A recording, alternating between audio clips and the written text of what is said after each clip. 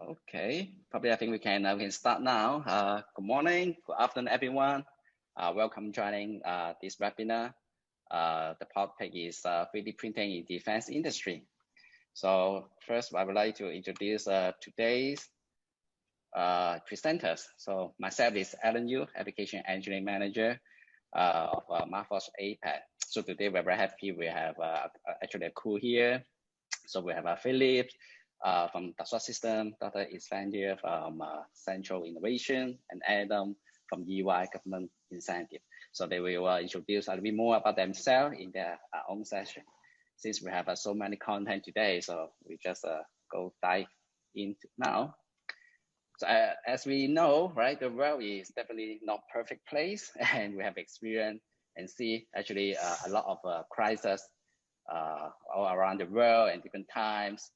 I think everyone very familiar with the COVID that is still happening for about more than a year.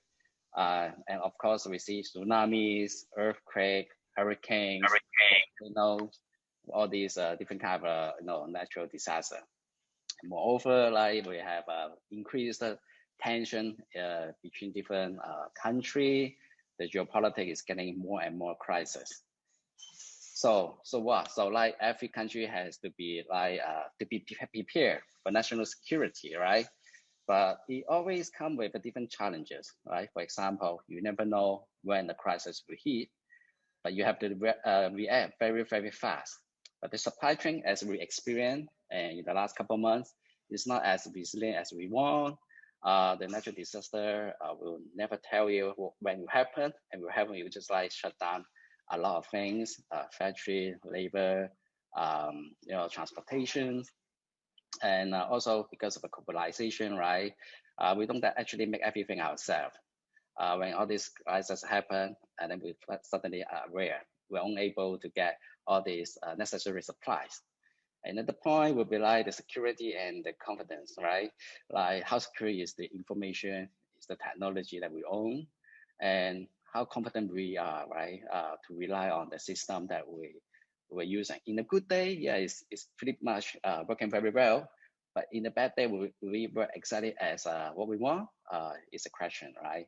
And also like being able to control and predict and manage the system and process is becoming more and more important. And of course, everything works very, very good and smoothly in the lab when test everything. But how about we deploying all these technology and items in the field, right? How flexible and portable our technology is, and are they functional as what we want? Are they strong enough and workable in the field? It's also a very, very big area that we need to explore. So today I would like to talk about the supply chain optimization, and also the next gen software. That software is not something we cannot omit today. So what is the next gen software look like? And definitely about the digital manufacturing, that 3D printing is definitely a very strong area. So first I would like to just show some of the cases of existing customer, how they deal with their supply chain challenge. So here is a Project Diamond, which is actually an initiative started from Michigan State in US. If you remember, about the same time last year, right, when the COVID really started, everyone is very nervous and wary, and they start to crumble and buy everything they need. And one of the important items will be the PPE and swab test. And there's not many people is manufacturing in the world, right?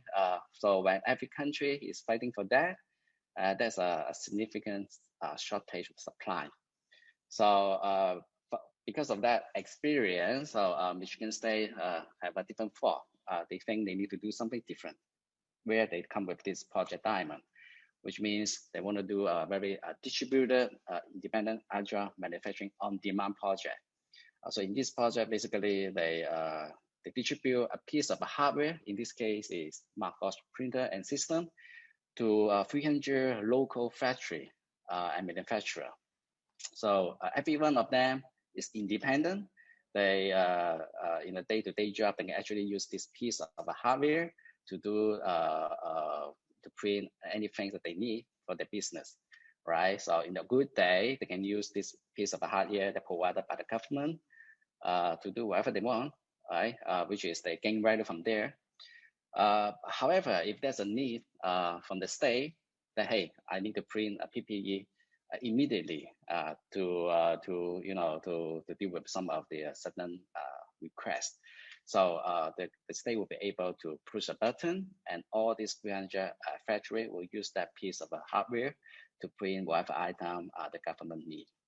And they're very confident in this system because the Marvel's printer is so stable and reliable. So they know there'll be always, manufacturing power ready to use, and you can make any geometry in any time, in any quantity. So they can get rid of a traditional supply chain of like sourcing the material, finding a manufacturer, and then the logistic and all that, which is a very headache problem that experienced in last year.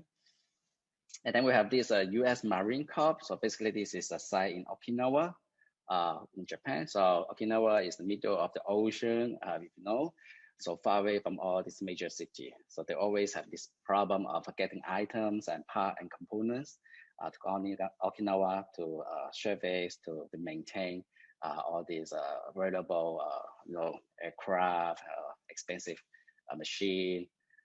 So they also invest in our Metal X system. So this is how they do, right? So first, they will get a design. Maybe they make it by themselves. Maybe they get it from the supplier or from US mainland. And then they will be able to print, right, using our Metal X in the site in Okinawa. This is with a green part that created by the printer. And then the next step will be ready to buy all these binding material to make the part become a brown part. So after they have a brown part, they'll be able to put it into a sinter. After about a day, the sintering process will be able to fuse all these metal particles in the real solid metal part. And now we'll have a very happy soldier, right? So they'll be able to get a part that is urgent, that's required in a matter of maybe 2-3 days, instead of the old process, either get the order to US, to New York, or whatever places, and they wait a couple months of weeks to manufacture, and then need to get a part from the mainland to Okinawa, which is something they really, really don't want to do. And then a similar case for also US Marine. So in this case, it's actually a F-35 Stealth fighter has a problem in the landing gear system. Actually, it's just a broken small piece of component. But if they need to get to the supply and buy, the supply, as we know, always won't sell just one small piece of item, right? They will have to sell it the whole module. And the whole module costs $70,000 and months to make because they have to actually to assemble that. So in this case, also they use a Marvel's 3D printer to print that small item to bring back to the fighter, and then it can be go back into the air again. So we'll show the small item in a little bit later of the presentation. So that was all US case study, but how about in APAC, in Australia, right? So we also have a customer in Australia called X-Tech. So they also a supplier and vendor of defense department. So they make all kind of equipment, including UAV, UGV. So in this case, they actually also use Marvel to print a component for their UAV, right? And the reason why they're doing that is because first, we can make a very strong part with excellent surface finishing. So they also compare the existing process, which take about 4 weeks, or if injection molding, it will take about 14 weeks. In this case, we're talking about 1 to 2 days to be able to get the part that they need. And also, if we compare the cost, that will significantly reduce the production development cost for them. And it's very versatile machine, so they can use it extensively for the UAV, UGV development. Great. So that's all those customers that how they use our technology to deal with supply chain issue. And here I want to also talk about the software. So compared to other additive manufacturing manufacturer, Marvel use only one software across all the different platforms. So that's called Eiger. So this is a very, very easy and simple and, very easy to use and to learn as well. For a new user, it take a couple hours to get familiar with the software, and then you'll be able to operate almost every different product that we provide. So the Eiger is also a cloud-based software. So one of the reasons why the Michigan the Project Diamond choose Marvels is because we're able to provide this solution, right? So we can link all these files, the people, the part, the hardware all together and can be managed by a manager. So we can have SSO, single sign-on. We can have a role-based control to control every user, what they can see, what they can use. And also we can monitor all the whole fleet of the printers. At the same time, these guys are also using Eiger as a slicer or a printer management software. So everyone is speaking in the same language. So it made digital inventory very organized. And also we have a very secure system. So we're actually the first additive manufacturer are getting this ISO 27001 certification. So this is a very, if you're in the IT industry, you will be very familiar with that because like all the cloud solution company are getting this certification as well. And we've got it like more than a year. So you can see the issue date is actually 2019.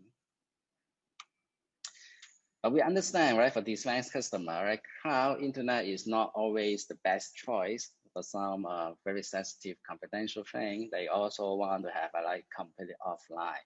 That is to ensure, right, like the only problem can happen here will be like human error. So we also offer the offline Eiger in case of some customer, military or government customer. So that's also possible. And I want to talk about the next gen software, which is the Blacksmith. So this is a new software that we actually introduced just a couple of days ago, Friday last week. So this is actually also the first AI-powered additive manufacturing software to ensure our customer can get the right part every time. So we have a very short teasing video. Are you guys able to hear it? No, okay, sorry. Just real quick. I will share again. My bad. Okay, where's the share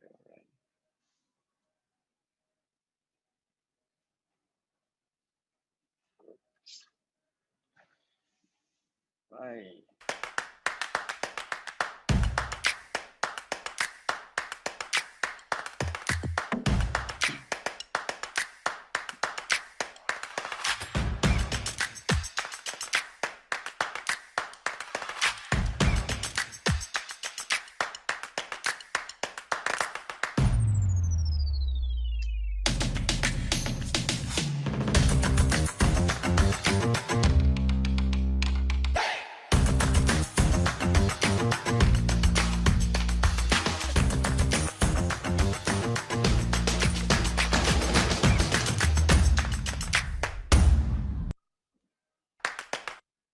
All right, so the cool thing about it is not unlike our existing QA process or inspection process, the measurement is actually at the point of fabrication, right? It's doing the printing. Every layer will be able to measure the accuracy, integrity of the part. So traditional process, you have to make the whole thing, and then you have another piece of equipment to measure it. So we were able to measure the part as it may and to compare to the design file, and then provide a report to the user, like how accurate, how integrated the integrity of the geometry compared to the design file. So you'll be able to generate a report and decide whether it's a good part or bad part. So you can shorten your whole manufacturing process. So as we know, right, sometimes we buy whatever product, we always worry about buying a bad machine.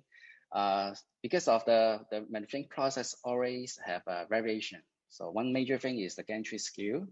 As we learn from the industry, right, you can reduce the dimensional accuracy by 42 to 94%.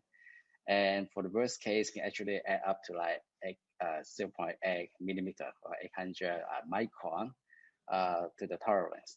So the additive will close the loop, and also we have a very sophisticated calibration process that will be able to cancel all this effect. So the additive will be able to create a feedback loop, right? As you make, you measure, and you compare, and the AI engine that we build will be able to adjust the two path or the process to make the path in the next time. So the next part you print will be closer to your design dimension. And this is a continuous process, right? So you always learn by the process, by the environment, and also like how the machine behave. So this is a kind of a very, very new to the industry.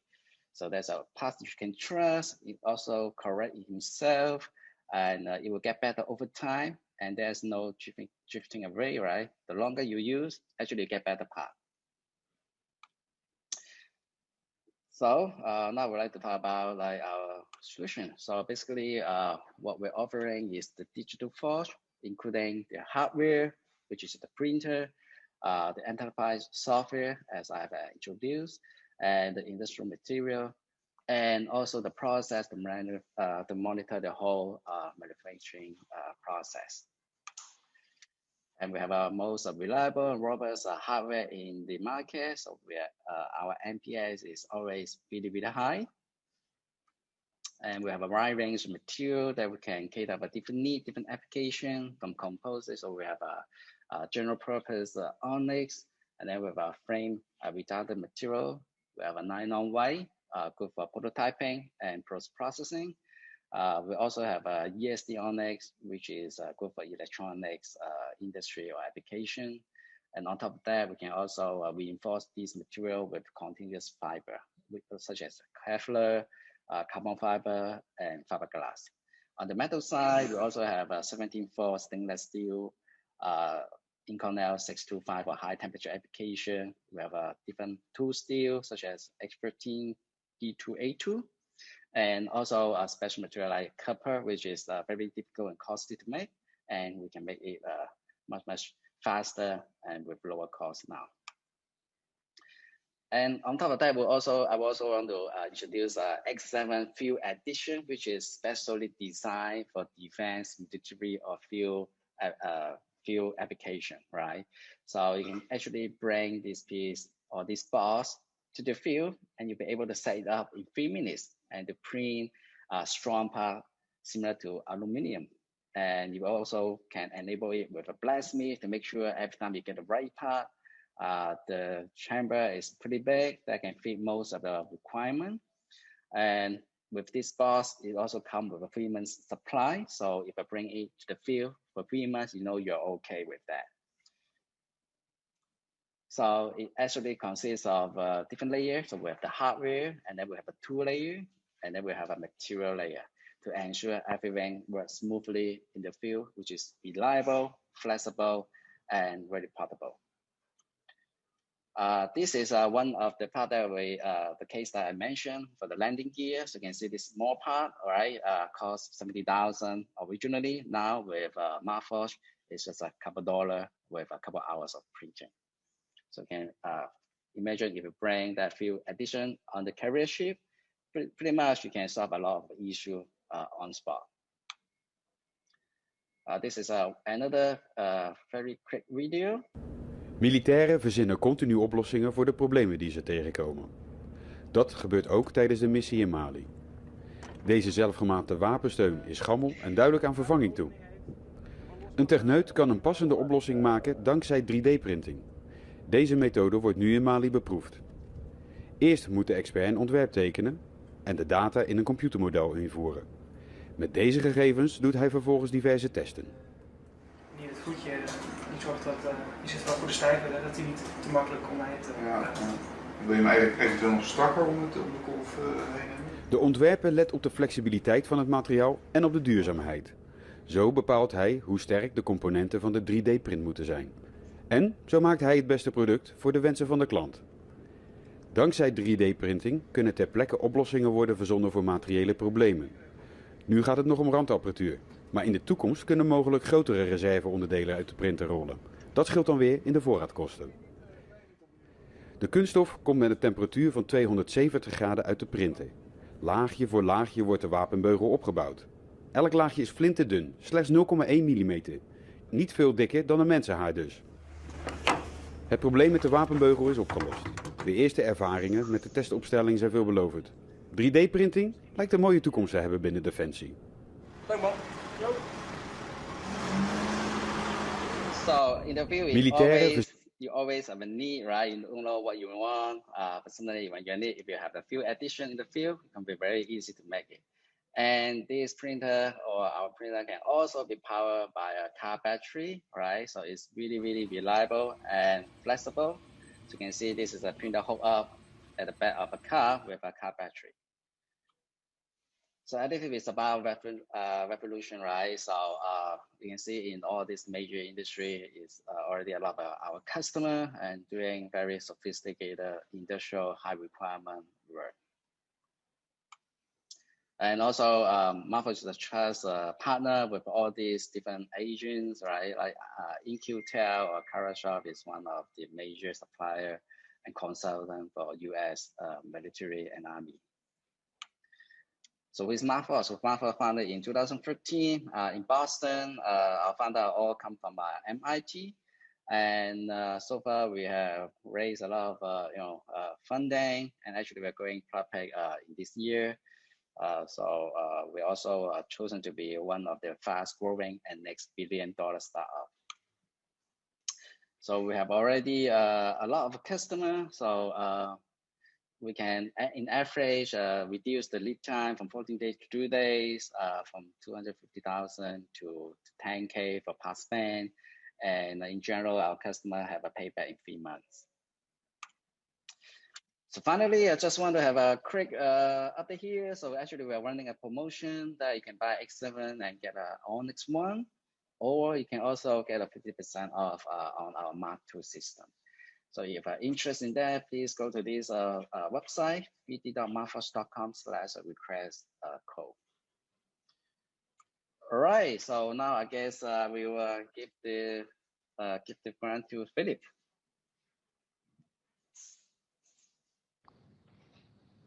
Many thanks, Alan, and fantastic to see the journey that Mark Forged has been on, and the achievements and improvements you have been able to deliver to the industry while using some of the technology and the principles that I will be talking about. So thanks for making a difference, and thanks for being a great customer. So hi, I'm Philip, based in Sydney, and finally we got some sunshine today, and I'm here to talk to you about Dassault Systems and what we do and what we stand for. The portion of this presentation will focus more on the back-end processes around innovation and advanced manufacturing and what that means to us in the context of the defense industry. Just a very brief intro to who we are at Dassault Systems. The name Dassault could resonate quite well with a lot of you in this space. Yes, we are sort of affiliated with the French aviation group with both the Mirage and Falcon platforms. But we were also a startup nearly 40 years ago now, where technology was making its way into this space. We have today evolved to a business that's publicly listed in Paris with 20,000 people and 25 million users of our technology worldwide. We still owned by the Dassault family to a large degree, and that ownership gives us stability and alignment with our purpose, which is to essentially combine the technology to improve human lives and strike a balance between how much resources we take out of nature and what we do with them and how we give something back. Giving back also means that we reinvest significant portions of our revenues into R&D, which ends up as innovations at the fingertips of our users. We firmly believe, and this is something that goes for everything we do, that the virtual worlds that we're able to create with 3D and attributed software and data that comes from that are there to improve the outcomes in the real world and enhance our decision making on that journey. That journey for us looked going 40 years back in time as a whole bunch of engineers who had to deal with 2D drawings to represent the product that will be manufactured in 3D. Today, we can actually print on that product, but back then it was a completely different process. So they got together and they asked the question, what if we actually had a software we could draw immediately in 3D the same way as we're thinking and will be manufacturing? That had legs and evolved into 3D models of entire systems, such as the Boeings of our world, and Boeing is still a very important customer of ours today. That worked too, and we had multiple disciplines of engineers collaborating on virtual twins of products like airplanes. And the next step in that evolution was to deploy this technology into the manufacturing processes themselves. So to use 3D to optimize a flow in a factory, as well as all the equipment that was going there, and optimizing the performance of that equipment. That had a massive impact on the supply chains, and 3D data and scientific models of supply chains were born.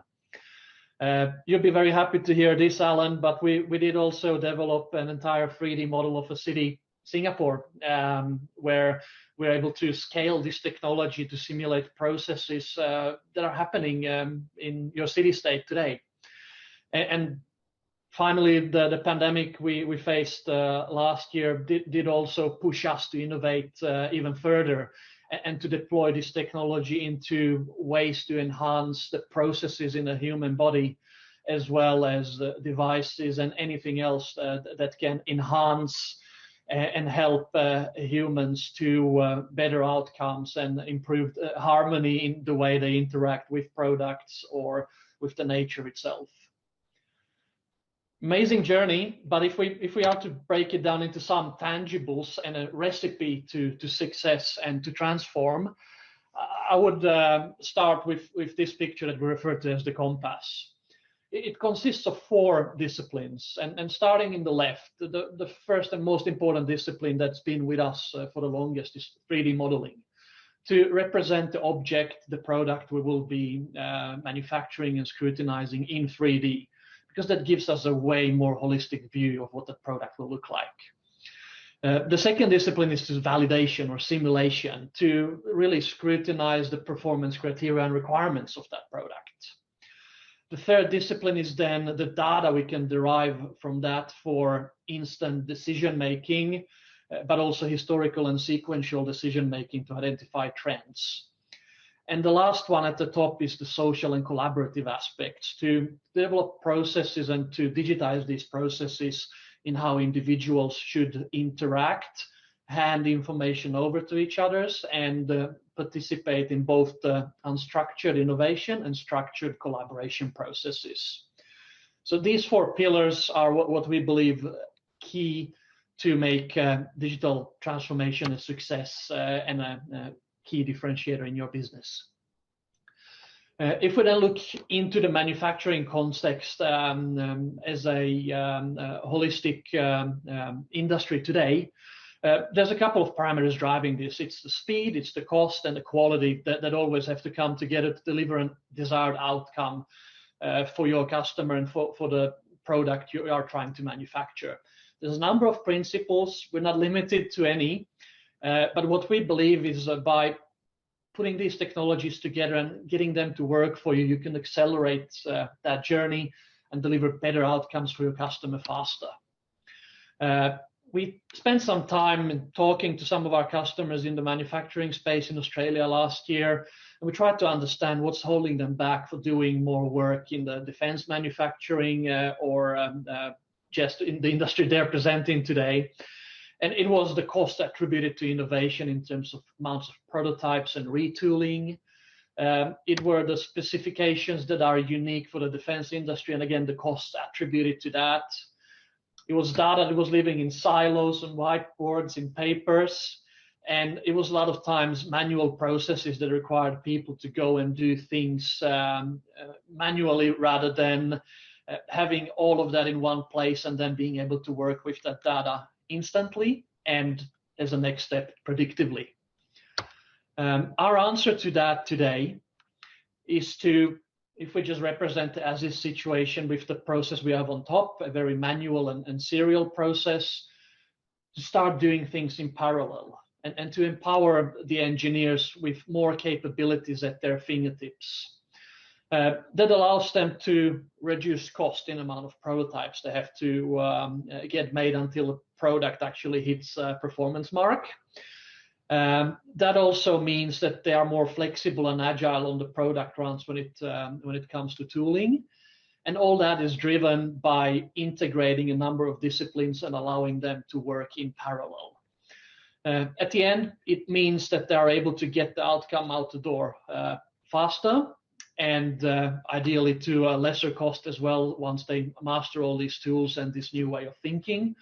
A lot of that thanks to centralized data and informed decision-making based on that data. We went and looked at where this has worked relevant to our industry today. And just happy to share some of the feedback we've had from the customers who utilize these methods, that being radar systems manufacturers, MRO and aftermarket equipment manufacturers for the airborne platforms, various OEMs and suppliers of subsystems that we're looking at complying with the constantly moving criteria in the defense industry, or even primes who had to deliver on tough specifications and tight budgets on existing platforms out there. And we've even had the parts designed on our technology and validated on our technology that ended up in the previous Mars missions in the rovers there. So in summary, we've definitely learned that the manufacturing industry today worldwide and in Australia is way more advanced than its reputation perhaps sometimes tells us. Efficiency is not just about working harder and faster, but also being agile and flexible and being diverse enough to take on various types of work. And digital transformation has proven to improve the bottom line and contribution to the operational excellence that everybody's chasing to remain relevant and in business. And integrating of various disciplines, the design, the validation and simulation and manufacturing disciplines in one place, and trying to do things digitally before they're done on the shop floor helps to getting things done right the first time, shaving off cost and time on schedule. So that's the stage I wanted to set with today and brief you a little bit more about what we do here at Dassault Systems. So thank you for this opportunity to address you, and I'll pass the mic on to the next speaker.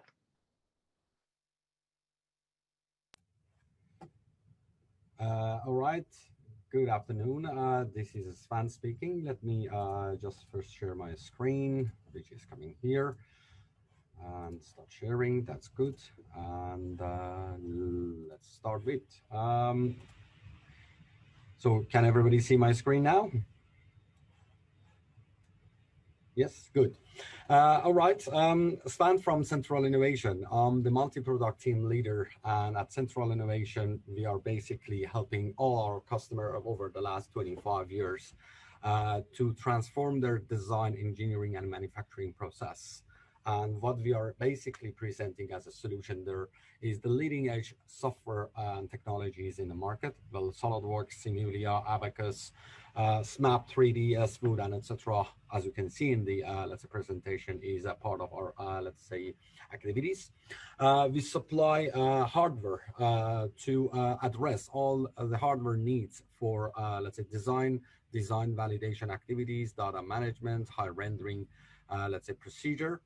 We're designing a special ERP system connection for, let's say, bridging between your, let's say, data, manufacturing data to the ordering system and your CRM. And obviously, we are the register RTOs with the, let's say, center of, let's say, training, having a big list of qualified people, and have the list ready for any sort of industry. Variety of industries, including aerospace, including defense, including manufacturing, high-tech technology has been, let's say, interacting with us for, let's say, the last 25 years. And specifically, we're talking about the defense sector. Most of the well-known established, let's say, sectors in Australia and New Zealand are basically our clients, and we have a day-to-day sort of interaction and operation and support with them.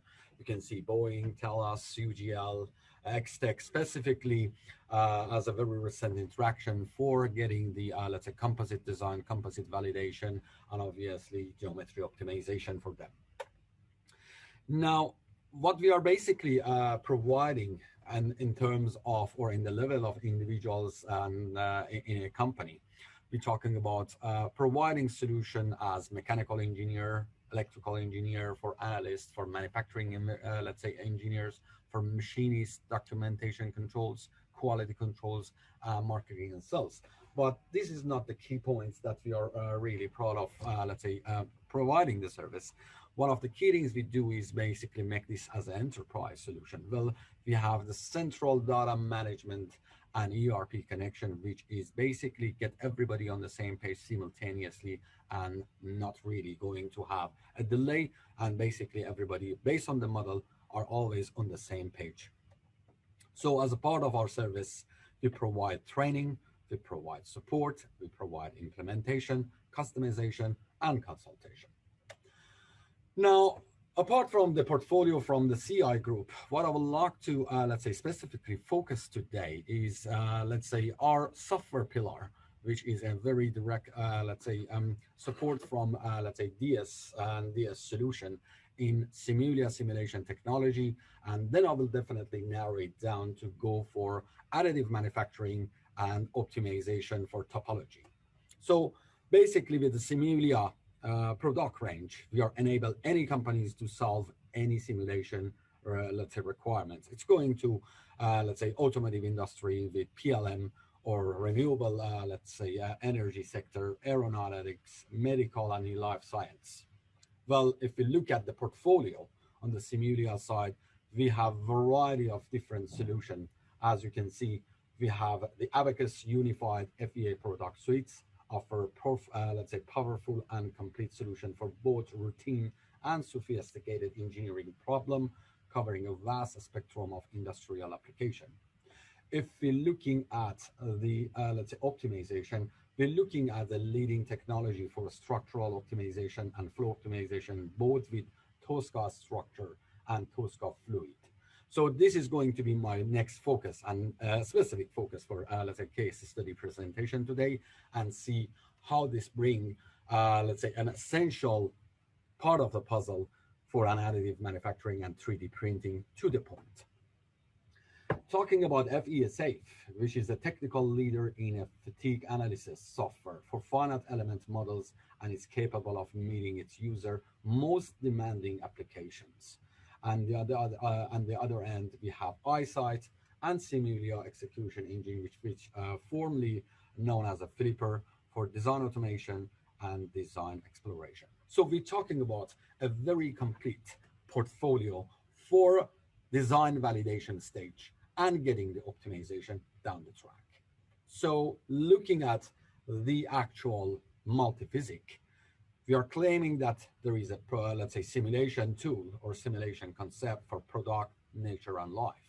So looking at multiphysics, we're talking about thermal, fluids, electromagnetics, structure, and solids. Or if we're looking at the domains, we're talking about chemical, bios, or geophysics.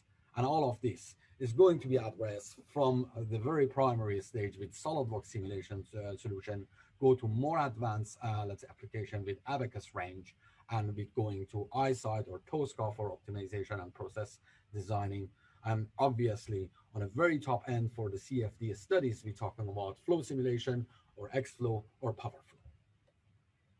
Now, for the traditional SolidWorks simulation user, well, pretty familiarized at the different level of designer, engineer, and analyst, we had different solutions as simulation standard or simulation professional and simulation premium.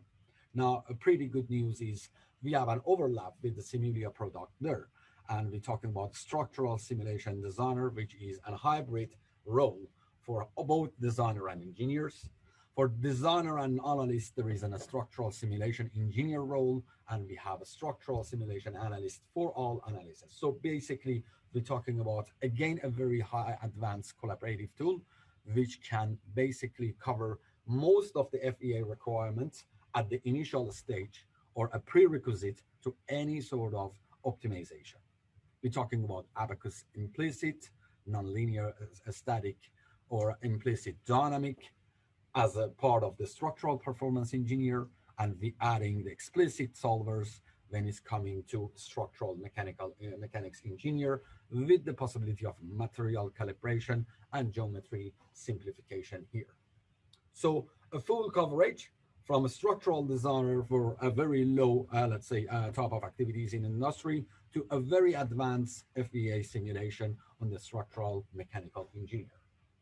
Now, looking at specifically next stage, when the initial or the primary FEA, let's say, study is done, and we got the initial result, and now we are just seriously asking about the what if and finding the best solution. So instead of having a manual, let's say, attempts, we have to have a system in place or a tooling system that can guide us to the next level. So one of these tools are basically Simulia Tosca Structure, a leading technology for rapid and reliable design of lightweight, rigid, and durable components and systems. It's a modular software system for non-parametric structural optimization. And one of the great things about that as an optimization suite, it can work with any FEA software in the market. So regardless of if you are an Abacus user or ANSYS user or MSc Nastran user or any other thing, let's say preprocessor on the CAE side, it can be joined and it can take the input and it can export again the optimized shape for post-processing. You can see it is talking about structure topology, Tosca structure for sizing, Tosca structure for shapes, and also Tosca structure for beads. On the fluid side, again, we have a leading and unique optimization modular software for non-parametric fluid flow optimization. Simply, it is enabled topology optimization with industry, let's say, standard computational fluid dynamic solvers, including Fluent, Star CCM, Fluid SolidWorks Flow Simulation, and basically it has a very powerful graphical user interface to easy post-processing and geometry generation of optimized design proposal. So starting from a design space, looking at your initial FEA result, bring it to the optimized design and get the finalized optimized shape out of the Tosca fluid. So as I said, one of the key advantage of getting the integration of Simulia Tosca structure is the possibility of having any CAE post-processing initial result, which is coming from FEA software. So either it's fully integrated Abacus CAE, ANSYS, ANSA, FEMAP, Hypermesh, Medina, Patrand, and Siemens, we can have the result of that FEA, bring it to the CAE solver to the optimization with Tosca, and obviously the optimized shape, which is again re-exported to any of this post-processor here. So for you as a user, if we're talking about additive manufacturing and getting the optimized shape or arbitrary shape or organic shape of your design to be printed later on, the very important step, regardless of what design validation tool you are using, Tosca can easily communicate. And these are a very good example. So you can see the add-ons and the, let's say, screenshots when we're talking about the integration of Tosca with Abacus, with ANSA here, with the extension for ANSYS Workbench. And that simply means whatever your actual FEA system, there is no problem to have this topology optimization before your additive manufacturing from Tosca and its all full capabilities here. So the procedure and a bit more of a, let's say, magnifying glass on the optimization module with Abacus CAE. The procedure is starting with integrated graphical user interface for Tosca and Abacus. So we are basically FEA authoring, do the FEA analysis, do the FEA post-processing, go to the, let's say, Tosca, get the optimization, run the optimization, find the optimized geometry. And that is fully integrated to Abacus solver. So author, run, and post-process FEA as well as optimized job. It is all happening under the same roof, fully integrated. Now, pretty important to know what sort of, let's say, task we can take in any optimization. Could be a variety of different things, such as maximum stiffness with volume constraints, or stiffness with frequency constraints, displacement with volume constraints, or any other force-dependent one, or even minimize the band gap around the agent frequency values. So variety of constraints we can take to find the optimized geometry. Or if you're looking at the possibility of manufacturing, either with a 3D printer or traditional way of manufacturing, we're talking about the constraints coming from there, like freezing of subdomains, minimum or maximum member size, casting restrictions, symmetries, and etc. All of this is going to be considered as a part of Tosca structure topology optimization. So the great news for SolidWorks simulation user or for Simulia user, Tosca is a part of the simulation professional, and it can basically, using SolidWorks simulation professional with the, let's say, Abacus technology embedded there for topology optimization, or just go and have the Tosca as a Simulia Tosca as a separate entity if you have a different FEA system. Now for today, I would like to present the case study, a hood hinge mechanism with generic crack part design. And I'm going to have an aim for 75% mass reduction and find an optimized shape for that one. And with that one, I'm going to redesign, revalidate the performance. Okay, so with that one, it's better to get the hand dirty. As I promised, we are basically having the hinge mechanism. As you can see, there are some, let's say, optimized shape here, but specific part we are talking is basically presented there. I have this part bring out to SolidWorks simulation, and simply with the add-ins I'm getting as a part of my SolidWorks simulation portfolio, I'm going to activate this, create a new study, and definitely after my initial FEA, I can go for topology optimization and topology studies. So by clicking OK, I've just created the actual simulation. So I've got the first step with the part and the material which is assigned to it. So I have done the actual assignment of alloy, and then simply I've just met my fixture with the bearing support on the specific places that I know. For example, that is the face that I've just put a rigid bearing, and you can see there is another bearing on here. And I have a roller slider sort of support. For those who would like to know what is that, what does it really mean? It's basically no normal movement. So simply we have bearings and we let this to slide, not moving normal into their axis. So with that one, I had the force of 200 Newton here, and now it's the time to find the optimized shape. First, I have to basically make the actual decision for what I would like to create. Best stiffness to weight ratio, minimize or maximum, let's minimize maximum displacement or minimize the mass. It is my goal and constraints. I can have preserved regions. Simply, I can get here and edit definition and select all the faces and say, these are the places that I would like not to remove my material. So there are 3 distinguished regions, 1, 2, and 3.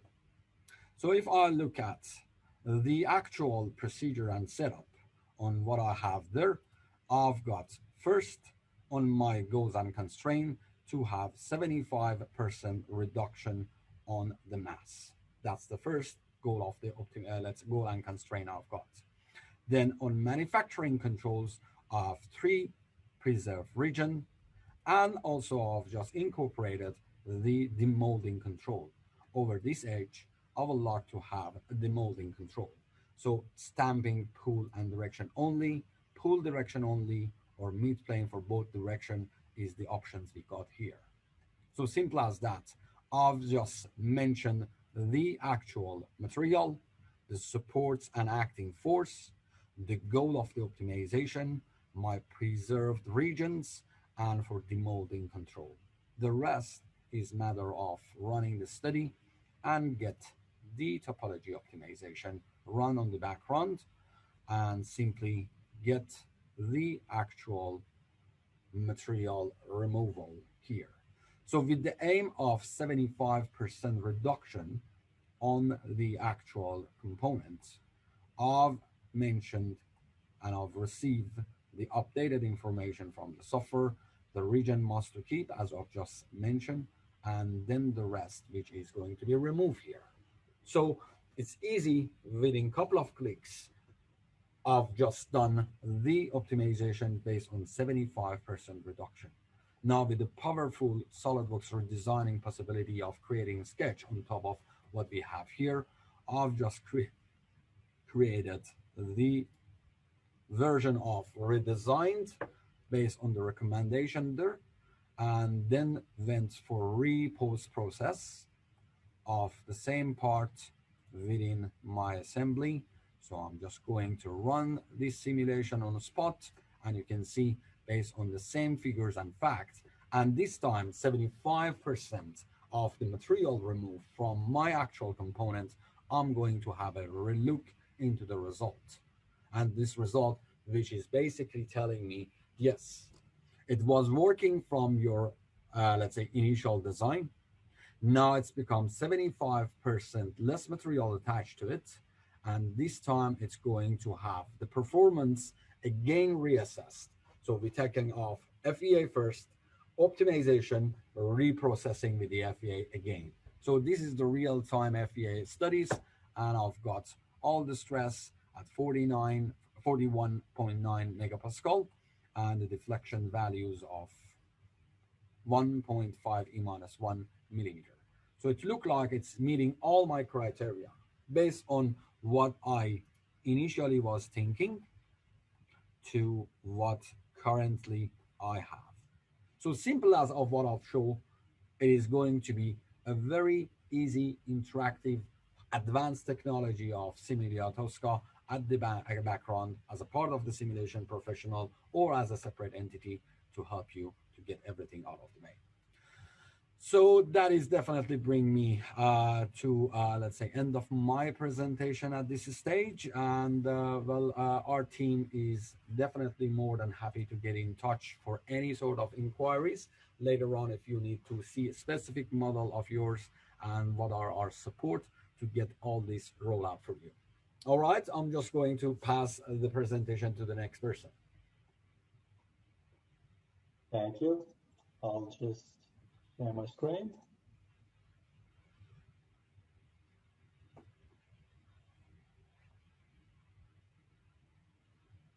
Okay, hopefully everyone can see that. Okay, so my name's Adam. I'm from EY in the government incentives team, and today I want to talk to you about opportunities which are available in the government funding landscape in Australia, which relate specifically to the defence industry. So we're looking at ways you can align projects in your pipeline with potential sources of funding. And while there are thousands of funding opportunities out there, today I really just want to focus on one specific area, and that is the Modern Manufacturing Initiative. So this is $1.3 billion worth of funding. It's split across 6 national manufacturing priorities, one of which is the defence industry. And this funding is split across 3 different streams, as you can see on the screen there. So the first is the collaboration. And so this is aimed at providing capital investments for very large research projects to support business to business and business to research collaborations. The second is the translation stream, which is aimed at commercializing an investment in non-R&D innovations. And the third is integration. And this is aimed at assisting manufacturers to integrate into local or international supply chains. So for each of the national manufacturing priorities that I've mentioned, when funding is opened, a priority roadmap will be released. And this generally identifies more clearly the vision or specific growth areas being targeted under each manufacturing category. Defense is not yet open, so now is actually an ideal time for you to be identifying projects in your pipeline and looking at how they might align with the broader funding objectives. It is worth noting here that grants open and close quite quickly. 3 of the manufacturing priority funding categories are already open and have had a turnaround of roughly 1 month for the application window. So having a well-formulated and defined project will increase the chances of you having success when you're applying for grants. So 2 of the streams that are likely to be open in the next week or so and are worth flagging for your attention. First, as we've mentioned before, it's the translation stream. And so in this, they're looking to back manufacturing businesses in strategic projects that will increase commercialization, embrace technology, innovation, and automation. They're looking to fund areas that are trying to grow production and bring commercial outcomes to new or existing markets. The integration stream is looking to invest in projects that will increase manufacturing businesses' participation in new local or global value chains, again, by embracing technology, innovations, and automations. Applications for these grants will be competitive, and your submissions will be assessed against the key merit criteria. There are 3 of these. So the first is the alignment of your project to a program objectives. There's an outline on the screen there. But once the priority roadmaps are released for each area of funding, in this case defense, we'll have a better gauge as to what they're specifically looking for. The second point they're going to assess you against is your capacity, capability, and the resources to deliver the project. And the third is the impact of the grant funding on your project. It is worth noting on that topic, the funding structure is 50% co-funded. So they're looking to offer between $1 and $20 million for projects. So just to clarify, the minimum project expenditure they're looking for at total is $2 million. So on that nature, what are the eligible costs that are going to contribute to your project expenditure? Well, it's your usual suspects. So you've got plant and equipment hire, covering costs of design, installation, construction of plant and equipment. This can include items like software, but only where it's for the purposes of facilitating the project's creation. You can cover labor via employees, technical project management, or third parties via contracting. You can also cover prototyping, where you're constructing something to prove that it's a commercially viable product, as well as the IP, patenting, or acquisition process, and then a smattering of others, such as domestic or overseas travel, building modifications, staff training, that kind of thing. If the streams that I've mentioned in the MMI don't necessarily align to your projects, there are other funding opportunities which are available and can be explored. Some of the examples here on the screen. The first being the Sovereign Industrial Capability Priority Grant. So this is funding capital investment for projects which align with the Defense Industrial Capability Plan in 2018, slightly smaller gauges for funding. The Defense Global Competitiveness Grant. So this is funding towards new or expanded defense export opportunities. There's also a range of state-based job creation programs, or you can consider leveraging a non-grant source of funding via the R&D tax incentive. So you're getting a tax offset instead of getting the money up front for an upcoming project. Please be aware that these are just a snapshot of funding opportunities which are currently open. The landscape changes frequently, and aligning your projects to funding sources is an important part of getting any success out of grant applications. It is worth noting these funding opportunities listed are Australian-based only. If you're joining the webinar and you're not based in Australia and you'd still like to discuss potential funding, please reach out to me. I can leverage EY's global network and we can connect you with someone in your local area.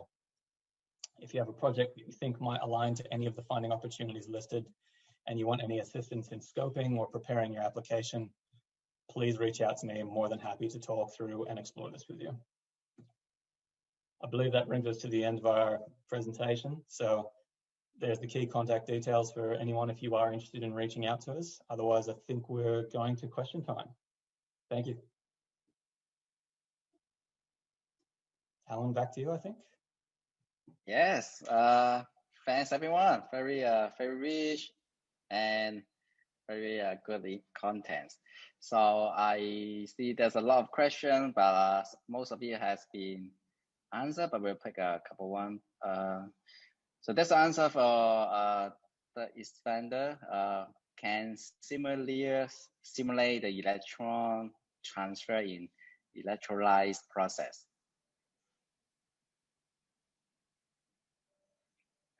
Data expander. Yes, sorry, just muted. So can you please repeat the question so I can see? All right, can Similia simulate the electron transfer in electronics procedure? As far as I know, we are not going to the quantum level yet, but it's a matter of definitely getting checked later on, and more than happy to get back to you on this one. But this is up to my knowledge. The quantum level is something that we are not really reaching yet. Okay, so there's a question about the aircraft part that I share. So the testing and certification of the end use, how was that accomplished? So basically, yeah, so aircraft part is kind of a bit complicated. So in U.S. Army, they actually have a division or kind of group of people to approve all the or each new 3D printed part. That's called Marine System Command. So they have their own process to do that. I'm not sure how it was done in Australia, but that is a very interesting question. I believe we can take a little bit more. There's another question about 3D printing technology in order to produce a hyper elastic material. It depends on how elastic you want, right? So for example, the onyx material that we have is pretty elastic as well. It's kind of flexible, but I would suggest you to reach out to our team or myself so we can understand better of your question and requirement. All right, so let's see.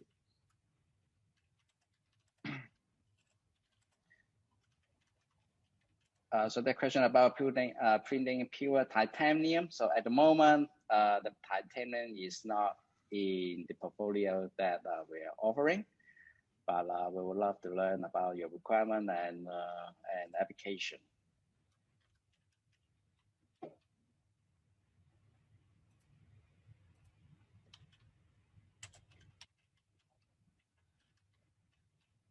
So of course, that's a question about if this is possible to view the presentation again.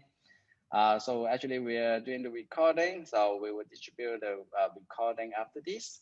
So Ria, we will send an email to all the participants, right? Yes, I will. Yeah. All right.